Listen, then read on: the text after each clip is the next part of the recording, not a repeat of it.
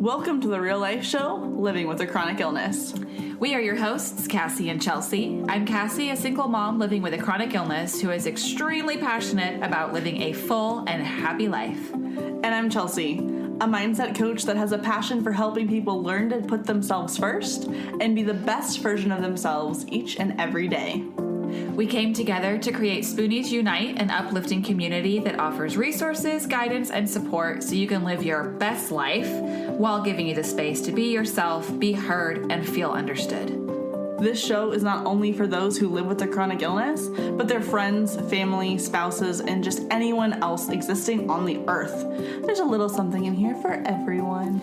Thank you to our patrons for your continued support making this possible. If you love our show and want to get some extra goodies, go to patreon.com/therealspoonies-unite. Enjoy the show.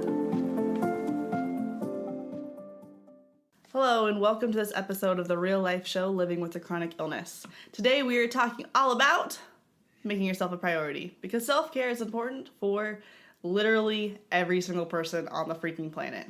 Everyone. All of us. Yes. So, me, Chelsea, I do lots of coaching with people to help them learn how to take care of themselves, how to prioritize themselves even more.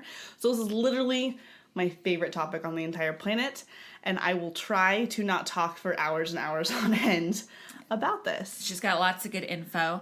I've been to several presentations of Chelsea's, and having gone through it myself, and practicing some of the topics that she's going to discuss today, I'm really excited for you guys to get this like little treasure box of information. Oh, thanks, Cassie. Yay! So, we're just going to dive right in because we know you people are super busy. But what even is self-care and why is it so damn important? Because a lot of times I ask people, what are they doing to practice self-care? And the answer is that they're getting massages once or twice a month, which don't get me wrong. Please go get all the massages. Massages are amazing. They are good for you. But they are like the tiniest sliver of the self-care pie. Yeah. Like the tiniest of ones. Yeah. Please do more than just get massages for yourself. So, why is self-care important in the first place? What would you say, Cassie? I would say self-care is important and putting yourself first is important because, well, quite plainly, if you're not taking care of yourself, how can you take care of anybody else? And, you know, this little body is what's carrying you around in the earth. You need to take care of it. You need to be good to it. You need to be nice to it so that it can heal and take you around to do all the things that you want to do. I love that. That was beautiful. I like to use the analogy, filling up your cup, which is something that I think most people are kind of familiar with anymore. Mm-hmm. But if you're not familiar with it, what fill up your cup means is that imagine yourself, your body, your energy as being this cup. And every time you do something to take care of yourself, you get to pour this molten, golden, sparkly goodness energy into your cup. Or whatever happy liquid makes you feel sparkly good. And glittery, yes, for sure. I like sparkly. Mm-hmm. Mine would be rose gold. I'm obsessed with rose gold. I like rose gold also. Yes.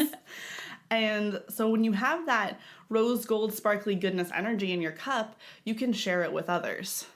You can share it with your family, with your friends. Everyone can take a sip. Yes, because there's liquid in it. But if your cup is empty, you can't share it with other people. No. And that's sad. Mm-hmm. And then when people ask for something from your cup, you can't give it. Right. You get mad at them and you feel bad. And it's just all the negative emotions come out and it's just not very good. And you're filled with guilt because you have nothing to give. It's just a bad cycle. It's a bad cycle that we all spend so much time in. Yes. Quite frankly. So if you get one thing from listening to this podcast today, we really want you to know that you are worth taking time for yourself. And it is not a selfish act. Correct. To take time for you, to prioritize yourself. It is a freaking necessity. Mm-hmm. It is something that you have to do in your life, or your life is going to be a whole hell of a lot harder than it could be. And we're all about making life as easy and as fun as possible. Yeah, so we're giving you the permission right now to drop all the guilt surrounding your self-care. Yes. No longer can you feel guilty or selfish for taking care of yourself. Yes. And we are going to do a whole other episode on guilt because that is a very complicated topic. Yes. So we won't touch on it too much now. No.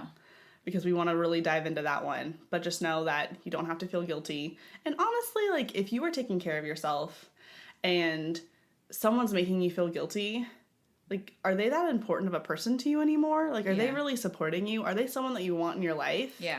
Like, I know if I came home from a bad day and my fiance was like, I need you to do this, this, this, and this. And I'm like, but I just really want to go take a bath and read my book. And he was like, no, you can't do that.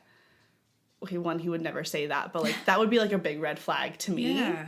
So if someone's really making you feel guilty about self-care, maybe it's time to kind of reflect on that relationship or situation a little bit.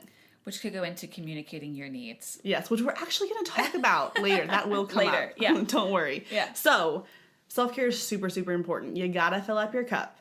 But if self-care is so much more than just massages and spa days and all those things that pop to our head first, what fucking is self-care? Yeah. So to me, my definition of self-care is that it is anything that helps you feel better, more energized, and like you can take on the motherfucking world. Mm-hmm. It's anything that makes you feel passionate, excited for life, and just feel good about yourself.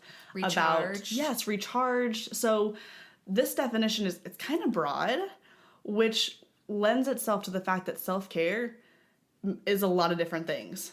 Yeah. It's not just one thing. It is this whole big variety of all these activities. And so part of self-care is figuring out what that actually means for you.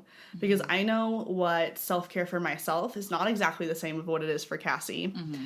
And it's not the same what it is for other friends or family, or just other people in your life. So you have to figure out what it means for you.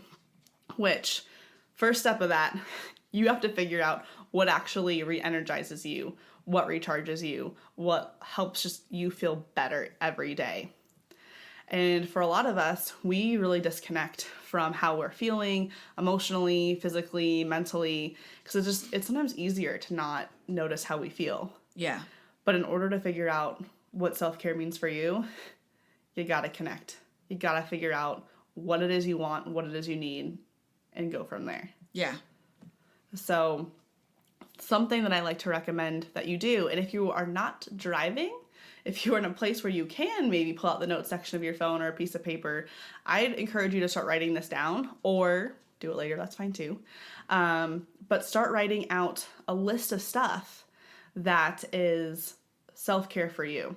So things that you enjoy doing, things that are fun, things that you can do with just a couple of minutes, things that you can do that maybe take a little bit longer, some stuff that's really inexpensive or free, some stuff that maybe is a little bit more of a financial investment.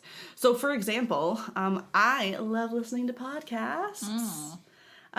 So when I need just a little bit of a break from my day, I will listen to, I'm a huge nerd. I love Harry Potter. I love Game of Thrones.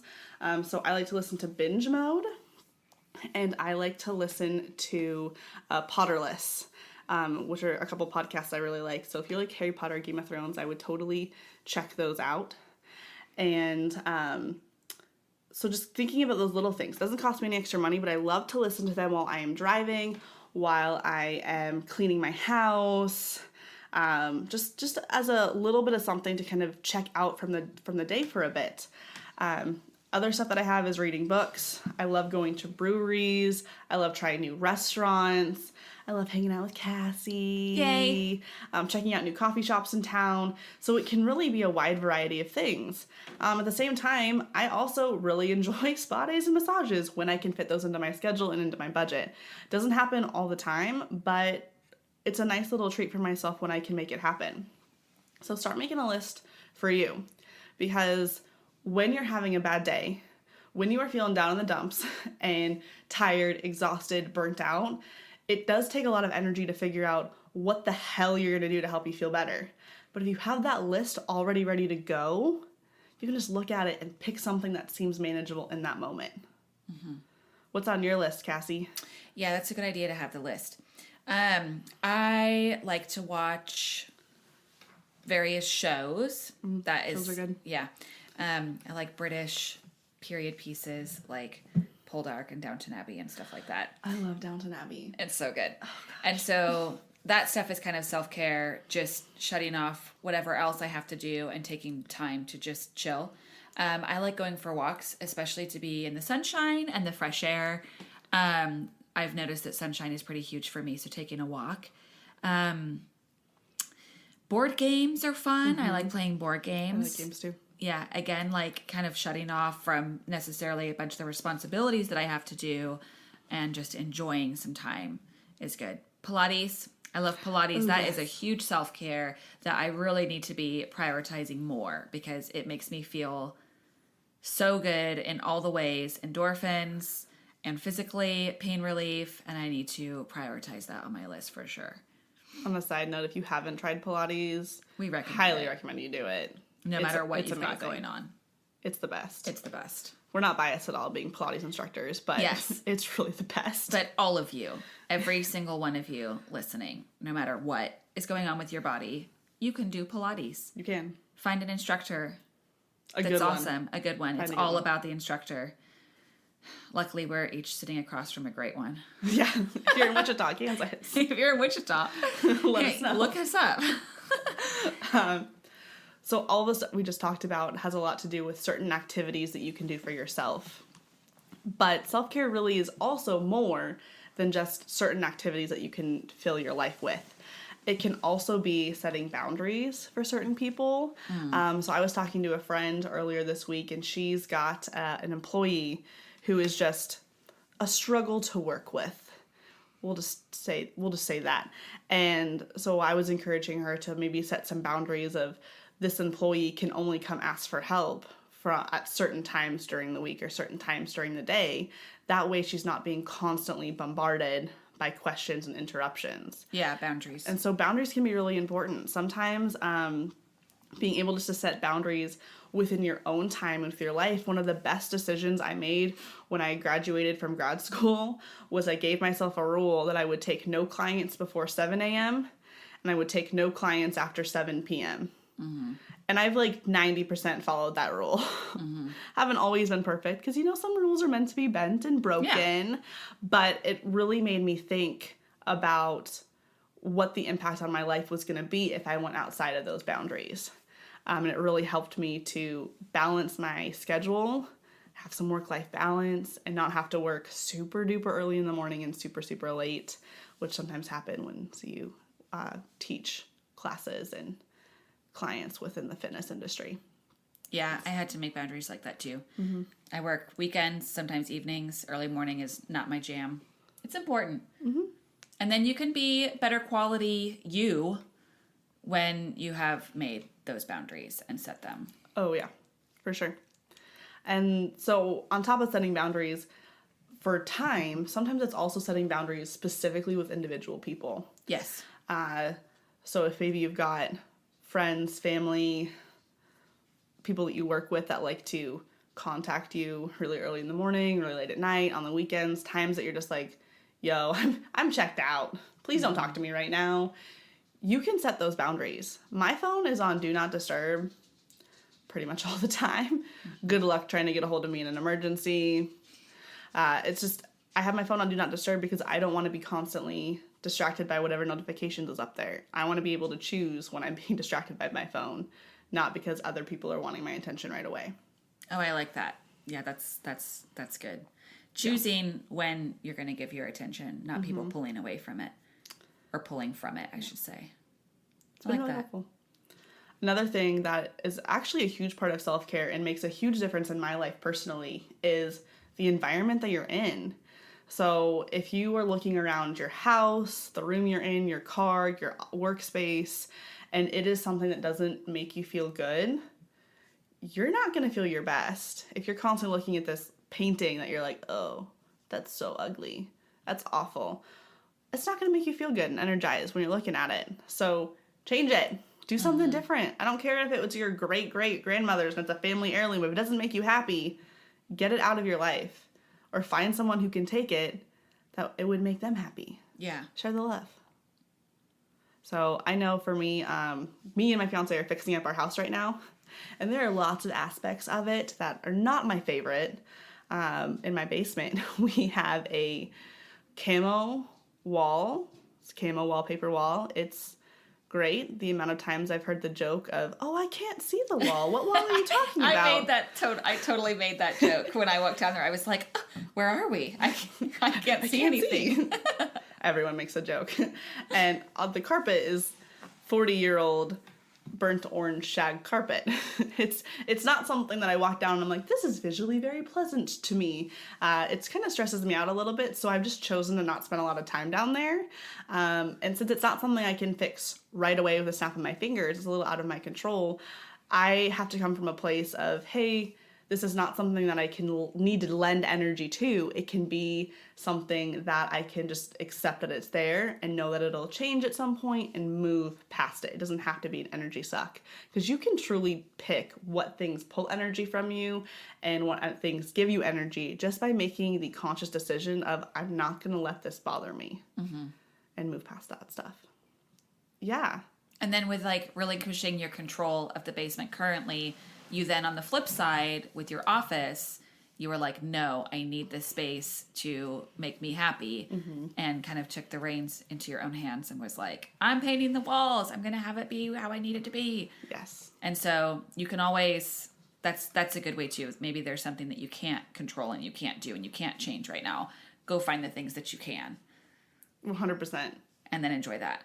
100%. You can control a lot of things in your life. And if you can't control it, you can always control how you're reacting to them. Yes. For sure. Yeah. Love it. Yeah. So we've talked a lot about kind of some fun stuff with self-care. And I hate to tell it to you, but not every bit of self-care is the most fun thing you've ever done in your entire life. Yeah. Like laundry. Doing your laundry. If you are someone who likes to have clean clothes in your closet, in your drawers, ready to go for the rest of the week, doing laundry and folding your clothes, not just leaving it in the basket for 2 weeks, that's self-care. It's making you feel better. I feel so much less stressed when my house is neat and tidy. It does not have to be spotlessly clean, but I want shit to be put away. Yeah. And so I know that taking a few minutes every day to just tidy stuff up makes a huge difference in my life. Huge difference. Plus the laundry thing, Chelsea was giving a presentation and talked about specifically the laundry being an act of self-care. And it was a huge light bulb moment for me, because I always dread doing laundry because I hate putting the clothes away. Like, can I get an amen for putting the clothes away? The actual doing of the laundry is like so not a big deal. The folding even is not so bad, but the putting it away is just... Anyway, that's how I'd always feel about it. And when Chelsea said, think about that being self-care because you've set your week up better because your clothes are put away, your laundry is put away, and you have clothes to choose from to get dressed. It doesn't have to be stressful. It completely changed my mindset. And ever since then, which has been, 6 months or so, every time I have to do laundry, I don't feel stressed. I don't feel resentful. I don't feel grumpy about it. I have been super good about as soon as the laundry comes out of the dryer, I put it away right away so I don't have just like a laundry basket full of dry clothes, clean clothes anymore that are wrinkled and then you can't even wear them because they've been in the basket forever. Gotta throw them back in the dryer. You gotta put them back in the dryer, and then all of your dirty clothes are on the floor in a pile because your laundry basket is full of clean clothes. Like, we've all been there. So anyway, ever since Chelsea kind of brought this concept about like self-care can be doing your laundry, now I don't have clothes on the floor anymore. All my clothes are put away. I don't feel stressed. And I just turn on a podcast or some music or get on the phone while I put the laundry away, and it's done in like 10 minutes. And I, especially being a spoonie, someone with a chronic illness, I recommend to all of you that is a really huge one that you should take on for yourself as being an act of self-care. That was a really life-changing. Going to the grocery store, Chelsea talked about, prepping yourself, making sure that you have food that you can eat for the week. That was huge too. That self-care. Those mindset shifts were really life-altering for me. I think just that point of shifting how you're viewing some of those not fun tasks is being like, hey, this may not be the most fun thing I'm doing in my day, but it will make the biggest difference in the rest of my week is really, really important. And I know one thing sometimes I struggle with when it comes to self-care, since it has become such a big priority in my life, I practice it just as much as I preach it, is really looking at the short term versus the long term. So a lot of times when you're sitting there and you're like, okay, well, what does my body need right now? What does my mind, what does my soul need? A lot of times the answer is going to be, well, lie on your couch, read a book, or go take a bath, or go get a massage, or do some of those nicer, more fun stuff. When in reality, yeah, you could take the next hour to do something fun for you, but it'd probably be better long term to spend the next hour doing something else, maybe that's a little bit more productive. I don't necessarily like using the word productive, but something helpful for your week. Yeah, something that's more helpful for your week, and then giving you more time and space later on to do what you need to do for yourself. So I know there was a few weeks ago that it was like Friday or Saturday, and I had like the longest to-do list of errands to run, and it was stuff that I like actually needed to get done that day. And I didn't want to do it. I wanted to sit on my couch. I wanted to read my book. I wanted to watch a TV show. But I knew that if I just sucked it up and got it done that day, that I had the next 2 days off to do whatever the heck I wanted. And that sounded a lot better than putting off everything that I needed to do and maybe spreading it out over 2 days and having this like awkward mixture of stuff to do and fun stuff. Yeah. Which that also might work better for you, just because that in that moment worked for me doesn't mean I always follow through with that. There's definitely been Friday afternoons where I'm like, man, if I get these 3 things done, I'm done for the rest of the weekend.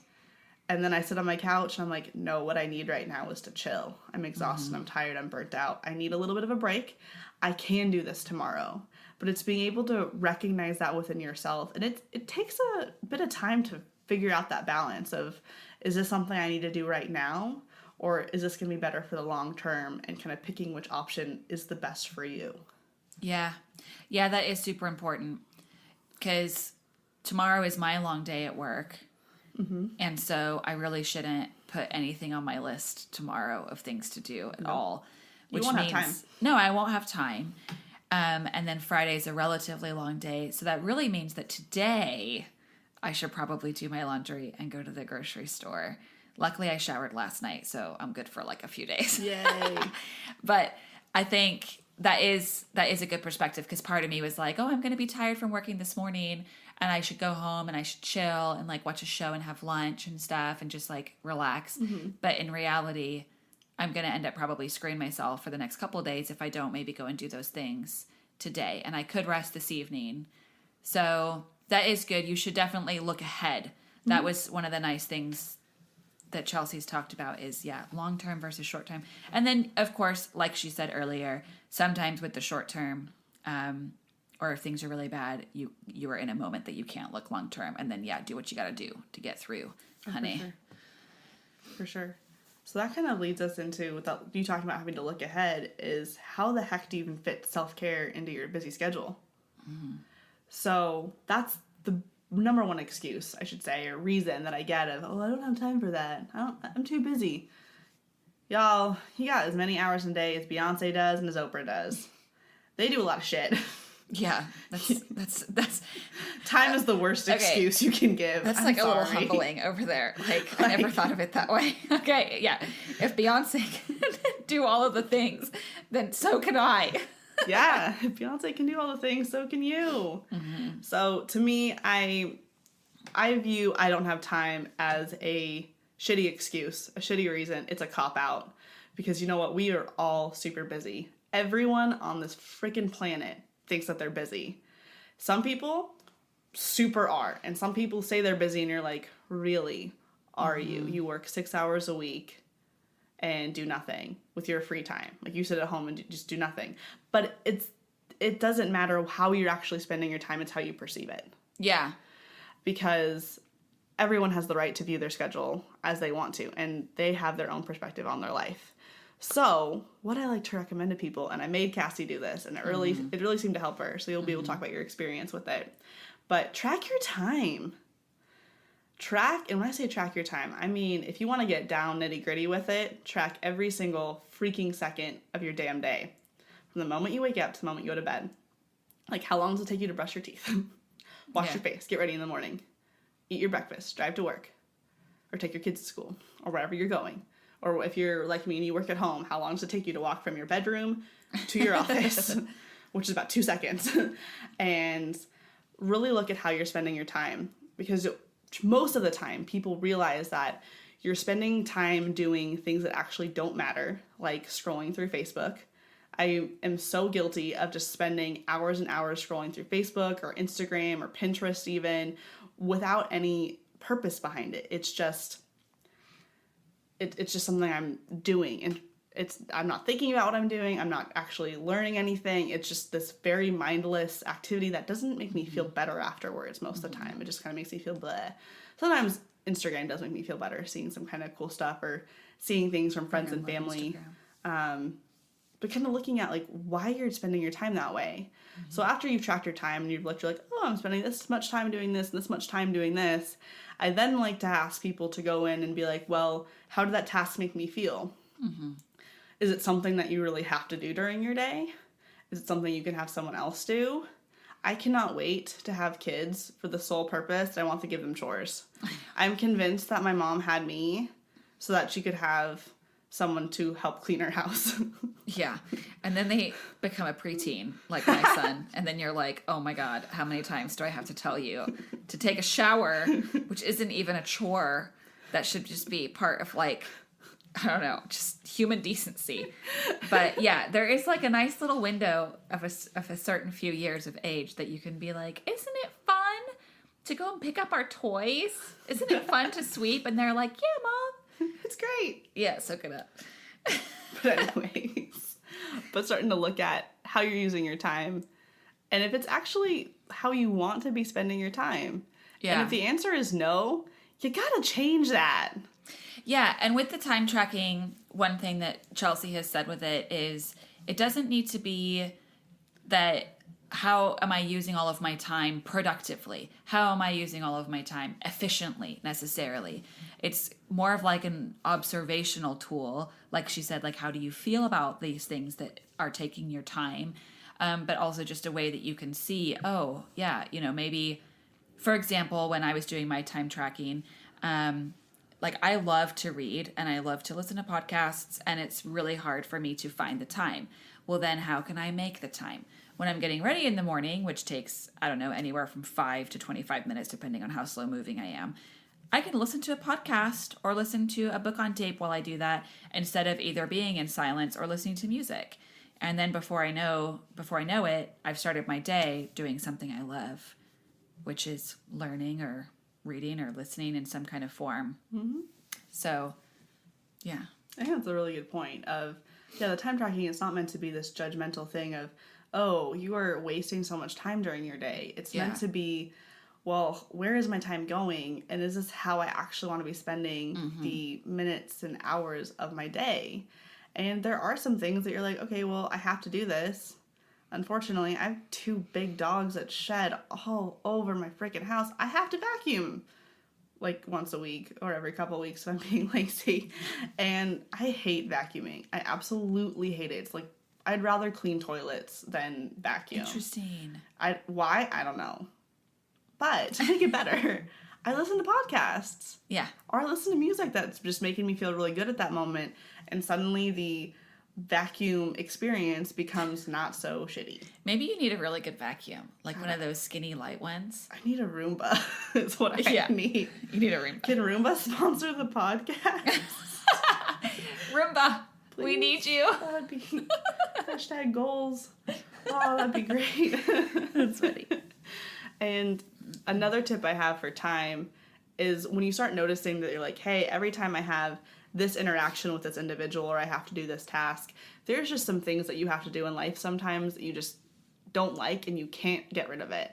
Like maybe you're at work and there's an employee that's just pissing you off and there's a struggle, but you can't not work with them, or you can't pass them off to someone else, and you just gotta figure out a way to make it freaking work.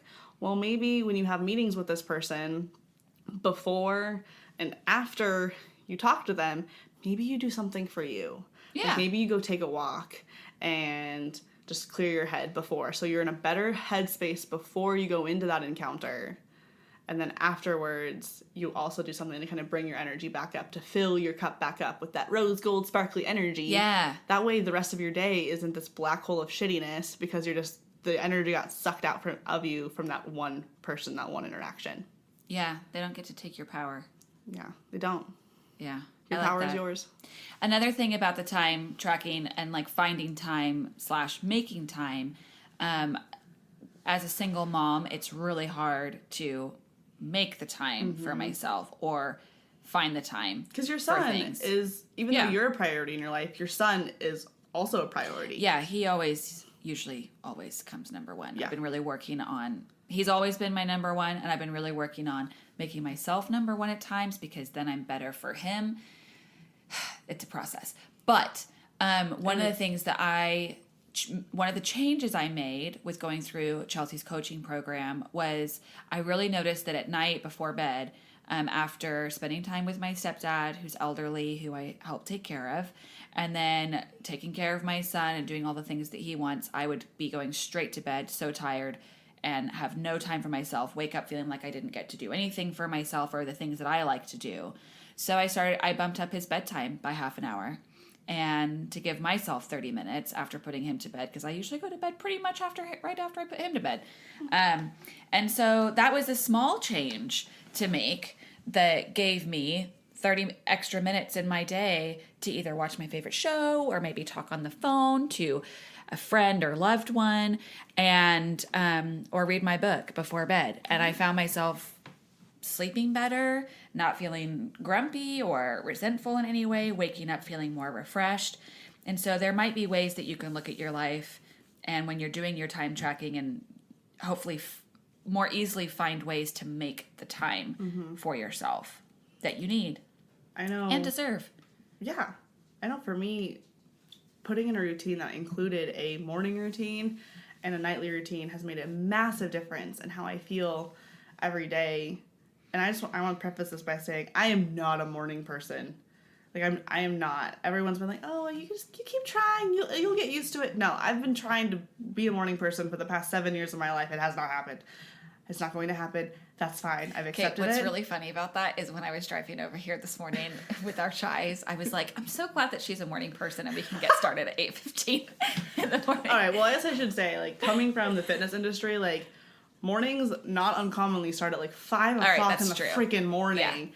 7, 8 o'clock. Okay, I can handle that. Yeah, same. So I Before think that qualifies you as a morning person. I think I've always thought of someone not being a morning person is more like 10, 11 a.m. Like, for example, my sister-in-law, she is not a morning person. And if she's listening to this right now, she'll be laughing, being like, yeah, dude, I'll sleep till 1 p.m. Like, no problem. All right. Well, maybe I should give myself a little bit more credit. Yeah, give yourself more credit. But I really like being able to start my morning doing something for me.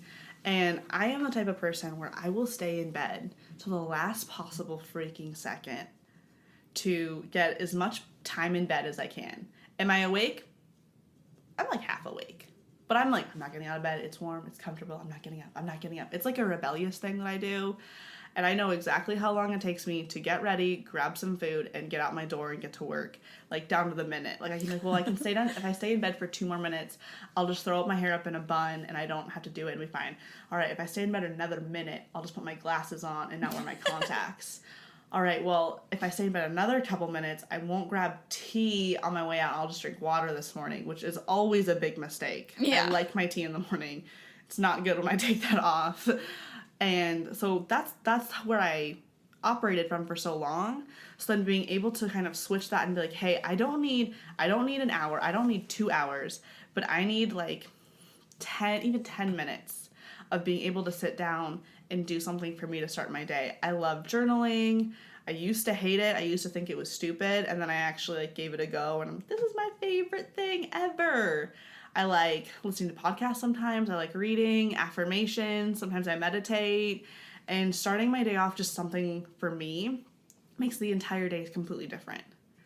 And kind of similar to you having time before you went to bed, Cassie, I instituted a rule for myself that I don't always follow because I'm not perfect, but I try.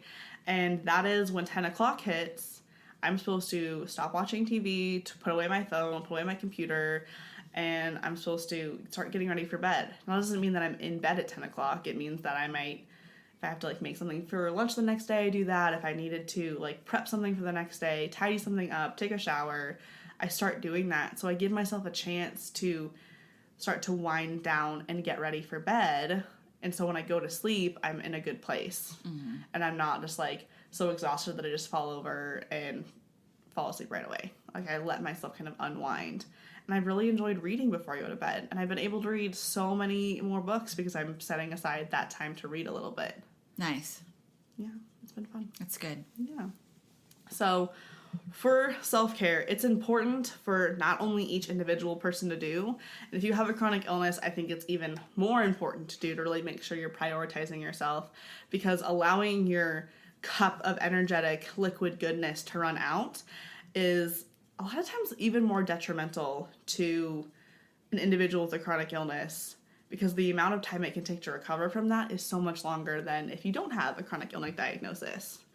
So really making sure you prioritize it for yourself, but also if you are someone who is a friend, family member, partner, or just someone who interacts with someone with a chronic illness every day, and maybe you play some sort of caretaker role, it's also really, really important to take care of yourself too, because you need the energy to be able to take care of them. If you don't have the energy, you can't do it. So you have to take care of yourself as well.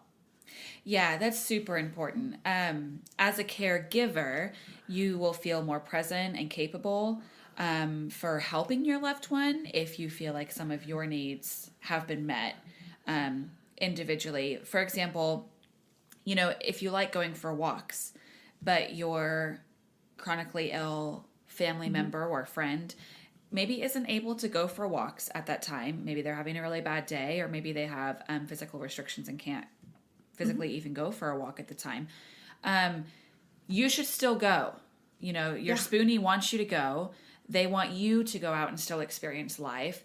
And you need to, so that you can come back and feel more refreshed from having some sunshine or fresh air. There's a really important balance that needs to take place between the two of you, or more people involved. I take care of my stepdad. He doesn't have an illness, but he is 90. And so he really loves, we watch lots of movies and TV together. That's a lot of the only things that he can do. And so in the evenings, we'll spend a couple hours watching a show or a movie, and that's really something he looks forward to every day. I used to watch stuff until like 9 o'clock and then rush in and put my son to bed, and then I'd be so tired, and then I'd roll over and go to bed. And again, when I implemented some of these self-care tactics, I usually watch something with him at like 5, so I can be done at like 7 or 7:30, get some time with my son, get him to bed at a good time so that I can have 30 minutes to myself, and then go to bed. And I've sort of shifted all of that timing. And it's important as the caregiver in that situation. And I give better quality time to him. So you really do need to, don't feel bad about it. Go for a run, go for a walk, do the things that you need to do. Yeah. Mm-hmm. You'll be better quality for your little Spoonie friend. Yeah. And then as Cassie also has a chronic illness on top of being a caregiver, she really also has to pay attention to your energy. And so that's extra important for her to think about that on all sides. It's a process. It is. And none of this is meant to be perfect right away. It is a process. You figure it out. There's going to be some days where you're like, I fucking nailed my self-care today. I had so much energy. Yeah. It was great. I feel really good at the end of the day. And I feel like I'm a little tired, but I have time to rest overnight and sleep. And then tomorrow's going to be a great day. There's other days you get to the end of it and you're just like, fuck. Yeah, I failed. Today was awful. Epic fail. And you don't always have control over all of that. Because sometimes, and I know for me, like teaching Pilates, I go into some days being like, oh yeah, it's going to be a good day. And then all of a sudden something happens. Maybe a client brings up a topic that, or just for whatever reason, I just end up feeling really, really, really drained. Yeah. And then all of a sudden you're just like, oh my God, where did that happen? Like, where did that even come from? And so then you just need to be able to recognize that, so then you can take steps to adjust your day, adjust your schedule, adjust your perspective, your mindset, whatever you need to do to kind of protect yourself and get yourself back to a more energized place. Yeah. Yeah. So we hope that you all have enjoyed this chat on self-care. Cassie, do you have anything else to add? Not that I can think of right now. I would definitely say that we love to hear about all the ways that you practice self-care, because there might be someone out there who's really struggling with coming up with ideas or feeling guilty or just not quite sure how to start. And so sharing is caring. Yes. And sharing your ideas and your practices could be incredibly helpful for someone. And so get on our social media, tell us all the ways that you love self-care and how you practice it, because it's important stuff. Yes. And if there are any topics that you would like us to cover in the future, please reach out to us. We are so excited to have this podcast become a reality. Yeah, baby. And yeah. Yay. Thanks so much for listening. We'll talk to you next time. Yeah, maybe we'll see you. We hope you enjoyed today's episode. Please write us a review to help us reach more people like you. If you'd like to connect with Cassie and I, you can find us on Instagram at The Real Spoonies Unite. You can also join our private Facebook community, Spoonies Unite, or you can visit our website, therealspooniesunite.com, for all sorts of resources and to stay up to date with our current projects. And don't worry, you can find all of these links in the show notes below. Thank you to our wonderful Spoonie patrons for all your support, and you can become one too. That's right. All you have to do is go on over to patreon.com/therealspooniesunite, and you can get all sorts of extra goodies like videos of our episodes and more. Any support is greatly appreciated. It helps enable us to create more content for all of you, as well as make this podcast sound better and better. Thanks for listening. We can't wait to be back in your ears soon.